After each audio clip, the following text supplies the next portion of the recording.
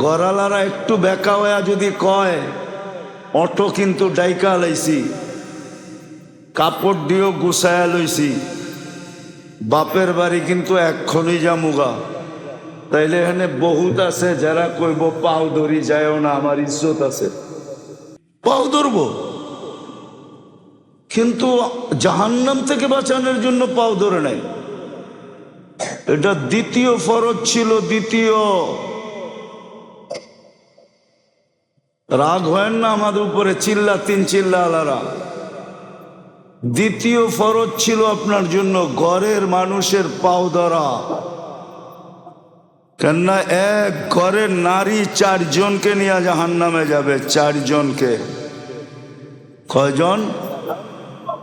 স্বামী,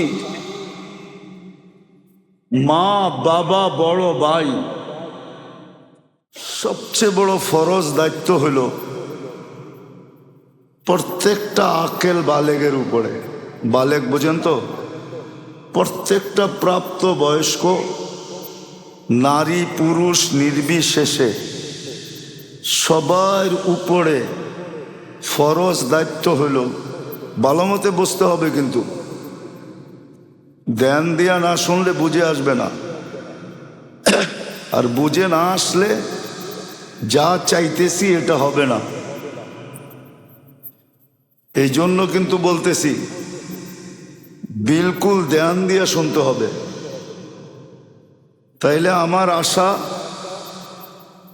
লাভবান হবে, আপনাদের বসাও লাভবান হবে, শোনাও লাভজনক হবে। আর নাইলে সময় কেটে যাবে। সবচেয়ে বড় দায়িত্ব আমাদের, ফরজ দায়িত্ব, প্রথম হলো নিজেকে জাহান্নাম থেকে বাঁচানো। কি? নিজেকে জাহান্নাম থেকে বাঁচানো। কারণ এটাই যে আল্লাহ কিন্তু আপনাকে পছন্দ করে মানুষ বানাইছেন। প্রত্যেক ব্যক্তির পছন্দের একটা দাম আছে না নাই? আপনার পছন্দের দাম আছে না নাই? প্রত্যেক ব্যক্তির কিন্তু পছন্দের একটা দাম আছে, ঠিক না? ছোট হোক বড় হোক, বাচ্চারও তো পছন্দের একটা দাম আছে, ঠিক না? তাহলে আল্লাহ কিন্তু আপনাকে পছন্দ করে মানুষ বানাইছেন। আল্লাহ যদি পছন্দ না করতেন, আপনি আর আমি মানুষ হইতে পারতাম না। পারতেন? দ্বিতীয়, আল্লাহ কিন্তু পছন্দ করে আপনাকে মুসলমানের ঘরে পাঠাইছেন। আল্লাহ যদি পছন্দ না করতেন তাহলে আপনি মুসলমানের ঘরে আসতে পারতেন না। বলবেন মুসলমানের ঘরে আসার দ্বারা আমার বেনিফিট কি হইল, লাভ কি হইল? হয়তো আজকে আপনাকে আমি লাভ দেখাইতে পারবো না, শুধু বুঝাইতে পারবো। আপনি যদি নিজেকে মুসলমান স্বীকৃতি দিয়া মরে গেলেন, সারা জীবন স্বীকৃতি দিলেন যে আমি মুসলমান, এই হিসাবে চলে গেলেন, আর দুনিয়ার কাগজে কলমেও জানলো আপনি মুসলমান, তাহলে হইতে পারে একদিন একটা পর্ব আসবে যে কাফেররা দোজখে দেখা আপনাকে বলবে যে কিরে, তুই না মুসলমান ছিলি, তুই আমাদের সাথে কেন? তুই এটা বলতে দেরি, আল্লাহর রহমতে জোশ আসতে দেরি হবে না। আল্লাহ ঘোষণা দিবে, ওকে বাহির করো, দোজখ থেকে বাহির করো, জান্নাতে পাঠাও। এই দৃশ্য দেখা কোরআন বলে কাফেররা বলবে ইয়াউমা ইয়াওয়াদ্দুল্লাযীনা কাফারু লাউ কানু মুসলিমিন। হায়, আমরা যদি এদের মতোই নামদারি মুসলমান হইতাম তাইলে আজকে আমাদেরকে দোজখের থেকে বাহির, আমাদের জন্য দোজখ থেকে বাহির হওয়ার সুযোগ হইতো। কিন্তু আমরা তো এদের মতো নামদারি মুসলমানও ছিলাম না, বিধায় আমরা তো চিরদিনই এখানে থাকব। তো ওদের ক্রিটিসাইজ করার কারণে ওই যে আপনি সারা জীবন স্বীকার উক্তি দিছেন আমি মুসলমান, কাগজে কলমে লেখছেন আমি মুসলমান, ওই বেনিফিট যদিও আজকে আপনি পান না, আপনি প্রশ্ন উঠে দিতে পারেন যে মুসলমানের ঘরে আইসা আমার লাভটা কি হলো। তো আপনাকে আমি এতটুকু বুঝাইতে পারবো, কিন্তু দেখাইতে পারবো না। দেখানোর জন্য ওই দিনের অপেক্ষা করতে হবে, যেই দিন কাফেররা বলবে যে তুমি আমাদের সাথে কেন, আমরা তো সারা জীবন অনলাইনে দেখলাম তুমি নিজেকে মুসলমান লিখতে, তুমি মুসলমান বলতে, তুমি মুসলমান স্বীকার করতে, তো তুমি আমাদের সাথে কেন চলে আসলা। ওই দিন বেনিফিট দেখব। তো যেটা বুঝাইতেছিলাম, নিজেকে জাহান্নাম থেকে বাঁচানো এটা হলো আমার সবচেয়ে বড় ফরজ, দায়িত্ব। শুধু দায়িত্ব না, ফরজ দায়িত্ব। কেননা আপনার পছন্দের যদি মূল্য থাকে, তাহলে আল্লাহর পছন্দের কোনো মূল্য নাই না? নাই। আল্লাহ আমাকে প্রথম পছন্দ করছে মানুষ হিসাবে, দ্বিতীয় পছন্দ করছেন মুসলমান হিসাবে, তৃতীয় পছন্দ করছেন উম্মতে মুহাম্মদী হিসাবে, খায়েরে উম্মত হিসাবে, সর্বশেষ উম্মত হিসাবে, বরং কিয়ামতের দিন আল্লাহর পক্ষে সাক্ষী হিসাবে। আর কয়টা বলবো? 5টা কিন্তু বইলা ফেলছি, আরো 5 ডজন বলা যায়। আল্লাহ কিন্তু আপনাকে পছন্দ করছেন, আপনার রং যেমনই হোক, ডং যেমনই হোক, বংশ যেমনই হোক, পেশা যেমনই হোক, এলাকা যেমনই হোক, কথাবার্তা যেমনই হোক, দুনিয়ার দিক ভিতরে আপনি যেমনই হন, আপনাকে কিন্তু আল্লাহ 5 বার বললাম পছন্দ করছেন। আরো 5 ডজন বলতে পারি, সবগুলো আল্লাহর পছন্দের। বিদায় আল্লাহ প্রথম দাবি রাখতেছেন, তুমি তোমাকে জাহান্নাম থেকে বাঁচাও। এটা বাঁচানো ফরজ। যেমন মাগরিবের নামাজ ফরজ ছিল, ইচ্ছা করলে এই এলাকাবাসী, ইচ্ছা করলে মাদবদিয়ালারা মাগরিবের নামাজে নিজেকে জাহান্নাম থেকে বাঁচাইতে পারত। প্রমাণ দিতেছি আমি, ইচ্ছা করলে বাঁচাইতে পারত, জাহান্নাম থেকে বাঁচাইতে পারত। যদি মাগরিবের নামাজে জুমার নামাজের চেয়ে বেশি উপছে পড়া বীর হইতো। উপছে পড়া বীর বুঝেন? দারুণ ক্ষমতার অতীত বীর, দারুণ ক্ষমতার অধিক বীর যদি হইতো, আর মাগরিবের নামাজ পড়া 7 বার পড়তো। আমার লগে পড়েন, আল্লাহুম্মা আজিরনি মিনান নার, আল্লাহুম্মা আজিরনি মিনান নার, আল্লাহুম্মা আজিরনি মিনান নার, আল্লাহুম্মা আজিরনি মিনান নার, আল্লাহুম্মা আজিরনি মিনান নার, আল্লাহুম্মা আজিরনি মিনান নার, আল্লাহুম্মা আজিরনি মিনান নার। পড়তে দেরি, জাহান্নাম থেকে মুক্তি হইতে দেরি নাই। ইচ্ছা করলে পারত, কিন্তু জুমার সমান বিরত হয় নাই। কোন মসজিদে হয়েছে বলেন? মাধবদীর এই মসজিদ বাদই দিলাম, কোনো মসজিদে হয় নাই। যদি মাগরিবের পরে পড়তো তাহলে প্রথম পুরস্কার জাহান্নাম থেকে মুক্ত। বিশ্বাস হয় না? হ্যাঁ, জাহান্নাম থেকে মুক্ত। সুবে সাদে খাওয়ার 1 সেকেন্ড আগেও যদি মারা যায় তাহলে শহীদি মৌত। দ্বিতীয় পুরস্কার, মানুষ হয়তো দিনে মরে নাইলে, ঠিক তো? যদি সুবে সাদেকের 1 সেকেন্ড আগেও মারা যেত তাহলে শহীদি। আর শহীদ হইয়া যে মরে ও যায় কোথায়? কোথায়? তাহলে তৃতীয় হইতো জান্নাতের প্রবেশপত্র। কিন্তু বীর তো হয় নাই।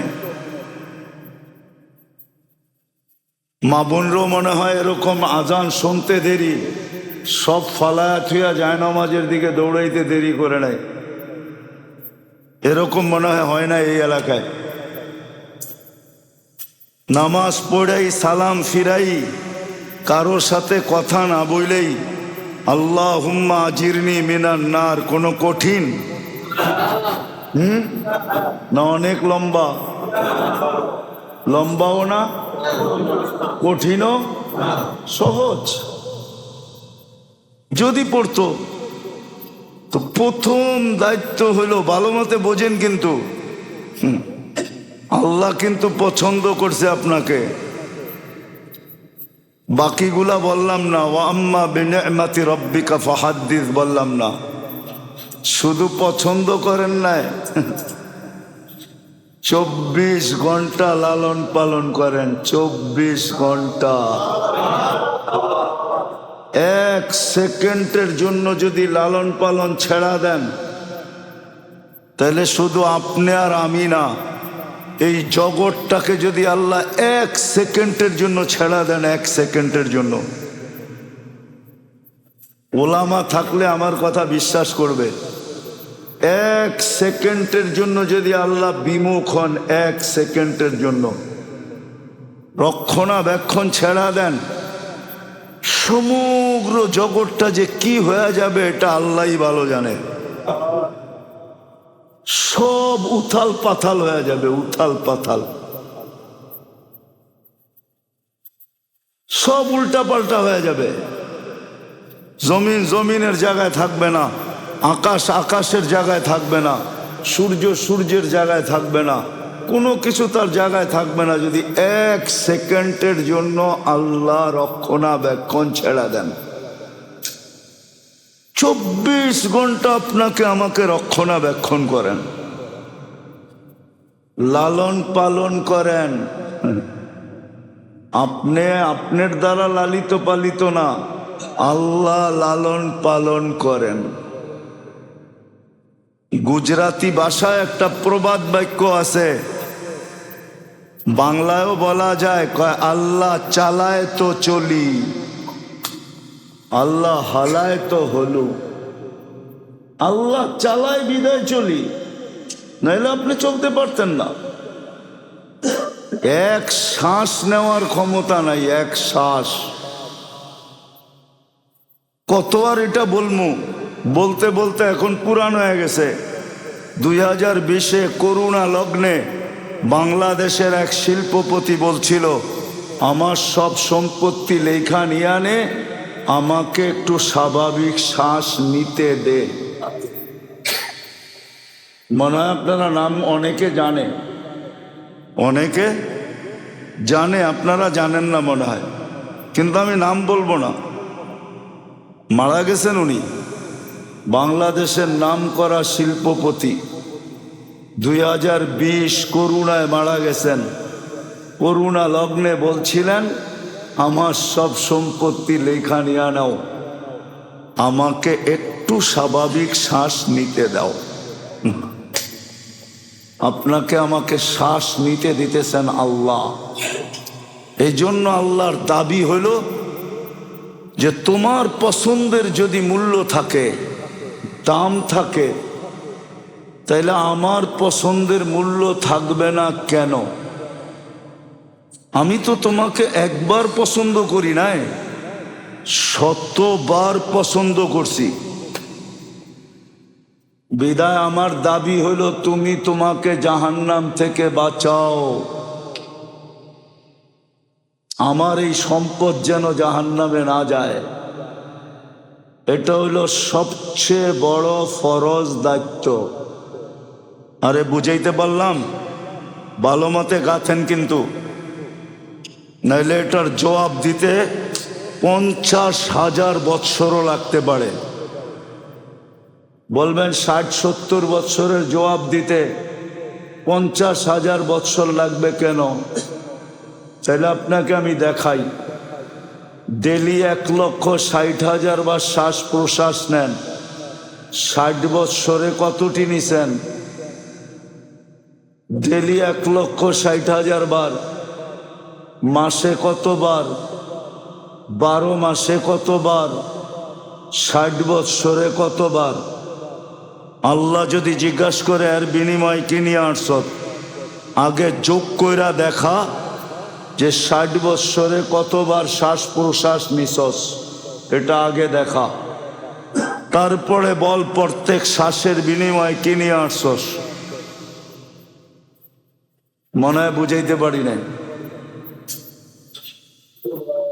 হইতে পারে যদি না বাঁচাইলাম 60-70 বৎসরের হিসাব দিতে 50,000 বৎসর লাগতে পারে। 50,000 বৎসর বানায়া বলতেছি না, কোরআনে আছে 50 আলফা সানা মিম্মা তাউদ্দুন।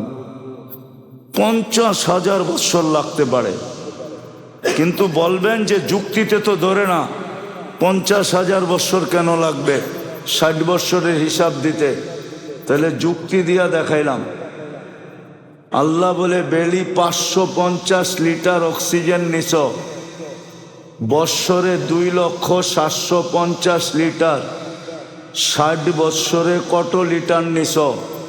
এটার বদলায় কি নিয়ে আসছো বলো? 24 ঘন্টায় কতটুকু নুন খান? আল্লাহর নেয়ামত কতটুকু ভোগ করেন? আরে বলেন না, কতটুকু ভোগ করেন? কয়বার ডেলি আল্লাহ বলেন? আল্লাহ তো বেশি বলে নাই, নিজেকে জাহান্নাম থেকে বাঁচা, এটা তোর উপরে ফরজ।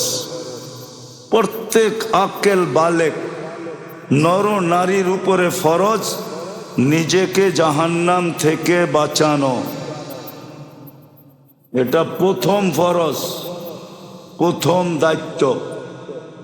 ফরজ দায়িত্ব, কোনো নফল না, কোনো সুন্নত না, কোনো ওয়াজিব না, কোনো ফরজে কেফায়া না, বিলকুল ডাইরেক্ট ফরজ দায়িত্ব।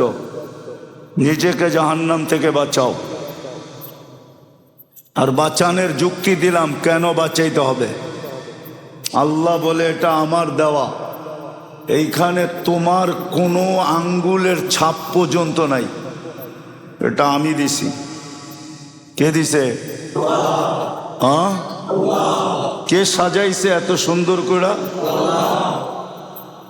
এখন চালায় কে? তাই চলে, নাইলে চলতো না। এটা তাইলে এটা চলতো না, চলতো না। মাঝে মাঝে দেখায় আল্লাহ, মাঝে মাঝে দেখায়। কয় চোখে দেখে না কেন? কয় পিছনের রক শুকায় গেছে, পানি শুকায় গেছে। কি আপনি তো বরাবর দেখেন, আপনারটা শুকাইল না কেন? আল্লাহ দুই একটা দৃষ্টান্ত দেখায়, বিদায় মনে থাকবে তো। প্রথম ফরজ কি আমার উপরে? দায়িত্ব কি? নিজেকে নিজেকে পদ্ধতি ছিল বাঁচানোর, সহজ পদ্ধতি ছিল বাঁচানের, সহজ পদ্ধতি ছিল। বুঝছি আমি, সবাই আপনারা লাউড স্পিকার দিয়ে শুনতে চান, কান দিয়ে শুনতে চান না।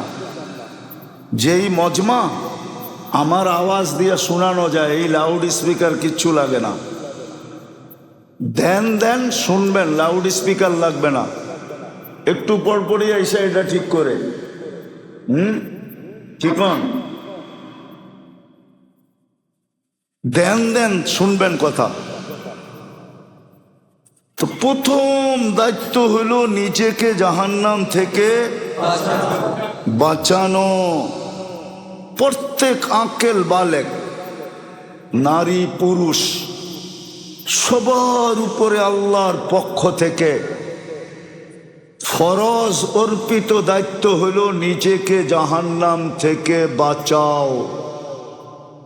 আমি একটা সহজ পদ্ধতি দেখায় দিছিলাম যে মাগরিবের পরে যদি, মাগরিবের জন্য যদি মসজিদে ভিড় করত আর আজান সালাম দেওয়ার সাথে সাথে যদি সবাই হাতের কর গয়না পড়া ফেলতো, আল্লাহুম্মা আজিরনি মিনান নার 7 বার, তো সুবে সাদেক হওয়া পর্যন্ত প্যাক হয়ে যেত, প্যাকেট হয়ে যেত, প্যাকেট। যে 1 সেকেন্ড আগেও মরলে জাহান্নাম থেকে কি মুক্ত।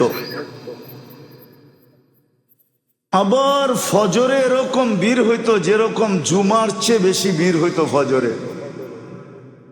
কেন হাদিসে আছে ফজর পড়া যে আবার 7 বার পড়বে জাহান্নাম থেকে মুক্তি সূর্য ডুবার 1 সেকেন্ড আগেও যদি মরে, 1 সেকেন্ড আগে জাহান্নাম থেকে মুক্ত। শাহাদাতের মৌত, জান্নাতের প্রবেশপত্র হাতে, জান্নাতের প্রবেশপত্র। কিন্তু মাগরিবে যাওয়া হয় তার 10 ভাগের 1 ভাগ তো ফজরে হয় না, এর 10 ভাগের 1 ভাগ মুসল্লিও ফজরে হয় না। তো ভালো মতে দিলে গাথেন। কিন্তু আমাদের দায়িত্ব ঘাম জড়ায়া বলা। এই জন্য বলতেছি প্রথম দায়িত্ব হলো আমার নিজেকে জাহান্নাম থেকে। কারণও বইলা দিছি, কেননা আল্লাহ পছন্দ করছে আমাকে। বলে না আমি পছন্দ করছি বইলা কথা, আল্লাহ বলে আমি পছন্দ করছি বইলা কথা, দাবি তোমাকে জাহান্নাম থেকে বাঁচাও। দ্বিতীয় ফরজ দায়িত্ব হলো তোমার পরিবারকে জাহান্নাম থেকে বাঁচাও। দরকার হলে পাও ধইরা বাঁচাও, দরকার হলে। এখানে একজন অভিভাবকও নাই বলতে পারবে না যে আমি জাহান্নাম থেকে বাঁচানোর জন্য আমার ছেলের পাও ধরছি, আমার গড়ালাদের পাও ধরছি, একজনও নাই। অথচ চিল্লায় যায় অনেকজনের পাও ধরছে, এরম লোক এখানে আছে। কি রাগ হয়ে গেলেন তাবলিগালারা? চিল্লায় যায় কি করছে? নাই কেউ এনে চিল্লায় যায় পাও ধরছে, কিন্তু বাড়িতে পাও ধরে নাই। তো ফরজ ছিল দোকানে যাওয়ার জন্য পাও ধরে বাপে, তোর পাও ধরি আমার শরীর আর চলে না, তুই যা দোকানটা একটু খালি খুললা বয়া থাকবি।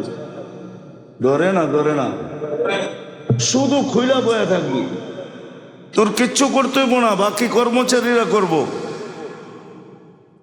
তুই খালি ক্যাশটায় বয়া থাকবি, তোর পাও ধরি। তুই ফ্যাক্টরিতে যা একটু খালি বয়া থাকবি, এটার জন্য পাও ধরে, এর জন্য পাও ধরে না। গড়ালারা একটু বেকা হইয়া যদি কয় অটো কিন্তু ডাইকা লাইছি, কাপড় দিয়েও গুছায়া লইছি, বাপের বাড়ি কিন্তু এক্ষণই যামুগা, তাইলে এখানে বহুত আছে যারা কইব পাও ধরি যায়ও না, আমার ইজ্জত আছে। কি কইবেন না? রাগ হয়ে গেলেন? হ্যাঁ, কি পাও ধরবো? কিন্তু জাহান্নাম থেকে বাঁচানোর জন্য পাও ধরে নাই। এটা দ্বিতীয় ফরজ ছিল। দ্বিতীয়, রাগ হয় না আমাদের উপরে, চিল্লা আলারা। দ্বিতীয় ফরজ ছিল আপনার জন্য ঘরের মানুষের পাও ধরা। কেননা এক ঘরের নারী 4 জনকে নিয়ে জাহান্নামে যাবে। 4 জনকে। কয়জন? স্বামী, মা, বাবা, বড় ভাই, সন্তান মা বাবাকে জাহান্নামে ঢুকায়া তারপরে জাহান্নামে যাবে, এর আগে যাবে না। দ্বিতীয় আমাদের দায়িত্ব ছিল পরিবারের লোকজনকে, ঘরের লোকজনকে জাহান্নাম থেকে বাঁচানো। এটা আমাদের দায়িত্ব ছিল, ঘরের লোকদেরকে জাহান্নাম থেকে বাঁচানো। এটা ফরজ দায়িত্ব ছিল, ফরজ। হ্যাঁ বলবেন পাও ধরছি তারপরও হয় নাই, এই দায়িত্ব আর আপনার কাছে নাই। আল্লাহ দেখা ফেলছে, কেরামান কাতেবিন ছবি তুলা ফেলছে যে আপনি পাও ধরছেন, সাধ্য অনুযায়ী চেষ্টা করছেন। আল্লাহ বেইনসাফ না, ইনসাফ করবে আপনার সাথে। তখন আর দায় দায়িত্ব আপনার উপরে বর্তাবে না, দায় দায়িত্ব আপনার উপরে বর্তাবে না। কিন্তু রাগ হয়েন না, একজনও তো এখানে নাই, একজনও তো নাই এখানে যে সন্তানের পাও ধরছে, যে জাহান্নাম থেকে বাঁচাইতে হবে তোমাকে। এটা হলো দ্বিতীয় দায়িত্ব। তৃতীয় আরেকটা দায়িত্ব আছে, আরেকটা,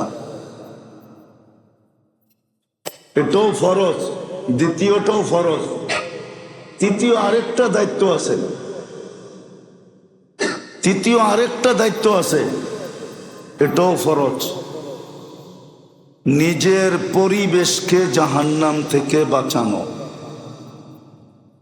নিজের পরিবেশ বোঝেন তো? নিজে যেই মহল্লায় থাকেন, এলাকায় থাকেন, ওই এলাকার পরিবেশকে জাহান্নাম থেকে বাঁচানো। কেন আপনি যদি চেষ্টা না করলেন, আর যদি আযাব আসলো, তাইলে ওই কথা সত্য হবে।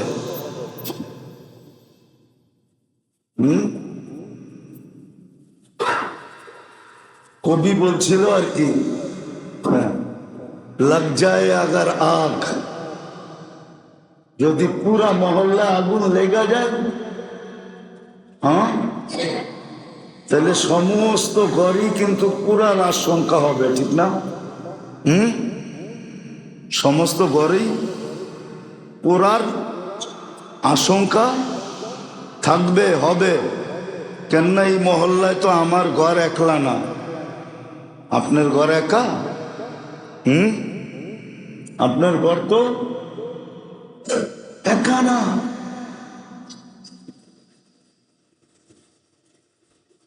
আপনার ঘর একা না। এই জন্য তৃতীয় ফরজ দায়িত্ব হইল নিজের মহল্লাকে জাহান্নাম থেকে বাঁচানো। আমি আর দূরে নিলাম না, দূরে নেওয়ার অভ্যাস নাই আমার, এই জন্য দূরে নিলাম না। কমসে কম নিজের মহল্লাকে জাহান্নাম থেকে বাঁচান,